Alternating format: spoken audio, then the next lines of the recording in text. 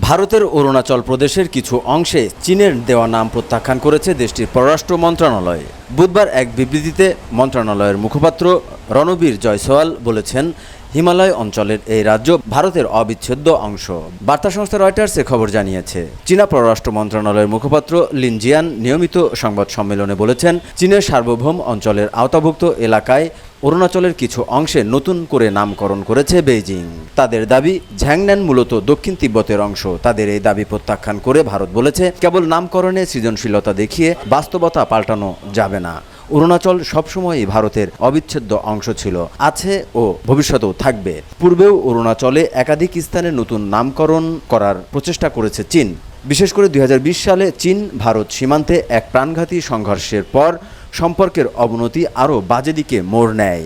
তবে গত অক্টোবরে দুই দেশের সমঝোতার মাধ্যমে হিমালয়ের পশ্চিমাঞ্চলে প্রায় 4 বছর ধরে চলা সামরিক অচলাবস্থার অবসান হয়। এরপর দুপক্ষেরই সেনা পিছু হটে। উল্লেখ্য, ভারত ও চীনের মধ্যে প্রায় 3800 কিলোমিটার দীর্ঘ সীমান্ত রয়েছে, যা নিয়ে তাদের মতবিরোধ এখনও শেষ হয়নি। এই সীমান্ত নিয়ে দুদেশ 1962 সালে এক স্বল্প সময়ের মারাত্মক রক্তক্ষয়ী যুদ্ধে জড়িয়ে পড়ে।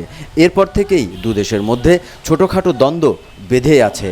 সর্বশেষ 2020 সালের সংঘাতে 20 জন ভারতীয় এবং 4 জন চীনা সেনা নিহত হন।